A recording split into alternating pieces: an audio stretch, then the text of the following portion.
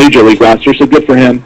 Congratulations on his promotion. They're still looking for somebody to take his place. The A's have made a lot of different roster moves when it comes to the coaches. I know we mentioned last week Aaron Nuke from Kane County Cougars right here close to me has been moved up, so be interesting to see the rest of the A's moves as we move through the winter here. The Yankees have also reaffirmed some of their coaches. Charleston River Dogs are going to get Torrey Tyson and Jeff Ware back. Torrey Tyson returns for his third year. They're also going to add former Major Leaguer Sherman Orlando. And you guys remember Sherman Orlando? No, neither do I. I didn't recognize the name either. I was going to look up his stats, but nonetheless. Also, Tony Franklin in the Yankees organization is going to go back to Trenton. I believe his is his third year also going as the manager of Trenton. And, when it's your third year, you kind of wonder sometimes exactly what you're going to do. So Cedar Rapids, kind of an interesting little thing that happened out there at Cedar Rapids. The Cedar Rapids Colonels, they are doing this fundraiser, and they're trying to get money to endorse their baseball operations manager to fill the vacant Senate seat that our governor here, my governor here in Illinois, is they're trying to raise money so that they can pay for him to get the Senate seat in Illinois. So I thought that was kind of interesting. And if not, they're going to donate the money to charity. So good for them out there, making fun of our own Blow Rod governor, as I call him, Rod Blagojevich, and I've nicknamed him Blow Rod. So kind of fitting. Boston's Arnie Bellover returns to Portland, their AAA affiliate, his third season there as well. Also, the Major League Baseball caravans have been making their stops, which one of the cool things about the Major League Baseball caravans is that some of these guys get to go out, some of these major leaguers, they actually go out to the minor league cities. And there's a couple different ones going on by these different teams. And I mean, I know you're familiar with it a little bit, Napper. They go out to a lot of those cities around Cleveland. Is that correct? Yeah. I don't know if the Indians have a press caravan, but they don't really highlight the minor leaguers or anything. But I know the Pittsburgh, and I don't know if any of these teams that I'm going to mention highlight their minor leaguers in these. Well, what they do, I'm sorry, what I meant to say, not the minor league players, but they go to the minor league towns. They go, like, the Cubs are gone to Peoria, and I think the Phillies are in Reading, because that's where their affiliated teams are. That's what I meant, not the players themselves, but the towns.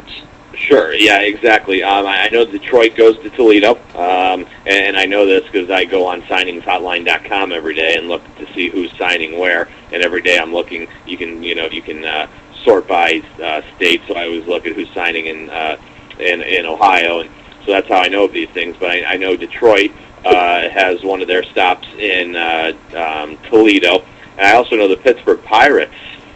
They make their way into Ohio, eastern Ohio. They hit Youngstown, and I think they come all the way east or all the way west to like Newark and stuff, which is just a little bit east of Columbus, and they hit Erie, Pennsylvania, and they hit quite a bit of eastern Ohio to market the Pirates as well.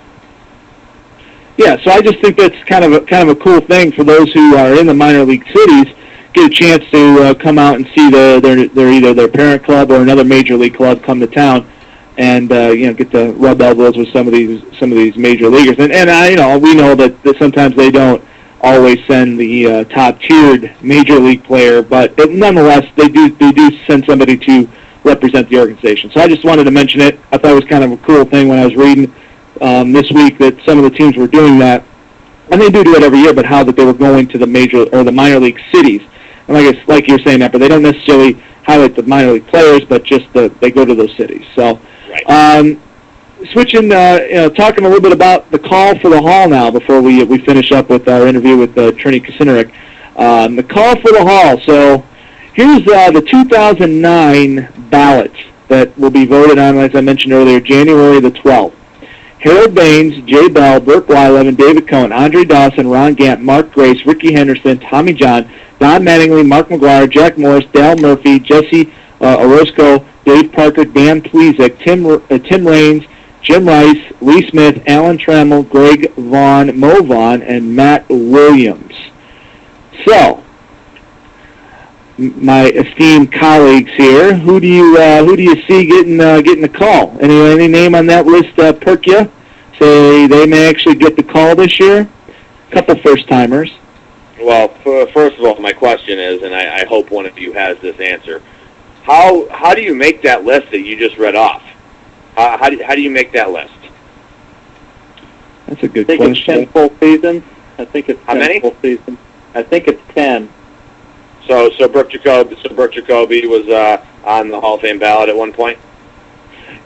Right, and what it is you're on it. Dude, I want to say I heard that at some point in time, but I thought it was 10 full seasons, so I don't know. Oh, because how did Jesse Orozco make that list? I read this list in the paper a couple weeks ago, and I saw Jesse Orozco's on this list.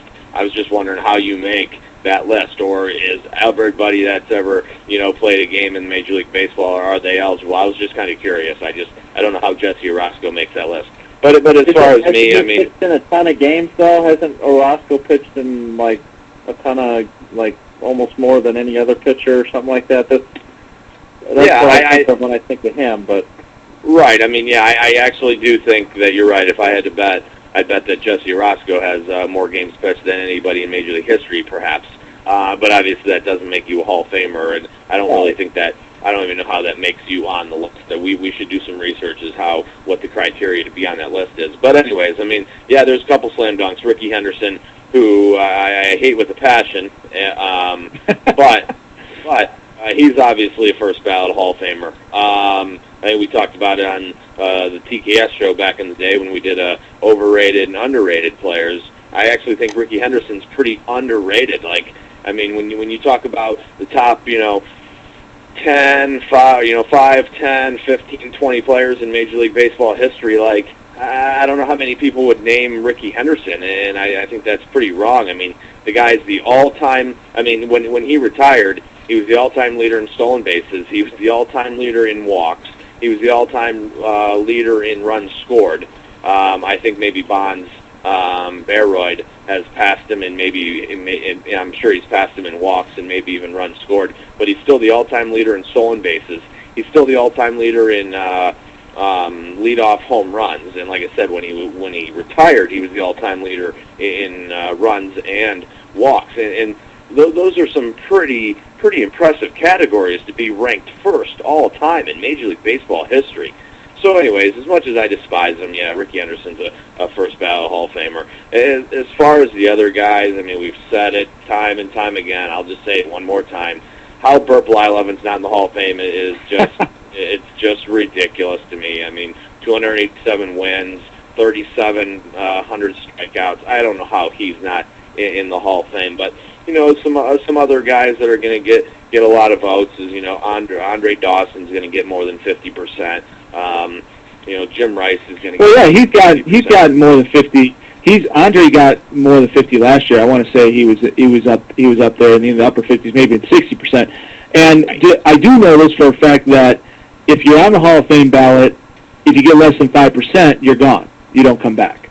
So we got a lot of people who, like you said, who might be on there, but this might be their one and done. Mark Grace is on there, and MLB did an article about him and just his accomplishments. I think Mark Grace is one of the best guys I've actually had a chance to meet him on a couple occasions, and I think he's one of the best guys in baseball, either via now that he's in the booth or when he was out there playing. He's a really good guy, and he's done a lot of really cool things. I don't think he's a Hall of Famer. He just doesn't jump out to me as a Hall of Famer. I could be wrong. You're talking about a Cub here, and he just doesn't jump out to me as a Hall of Famer. He had the most doubles in the 90s, and I think that's the only stat that everybody remembers. He was an excellent player. Yeah, He had the most hits. He may have the most hits in the 90s too. Does Mark Grace jump out to you as a Hall of Famer, Napper? No, not at all. Mark Grace, very, very, very, very good big league baseball player.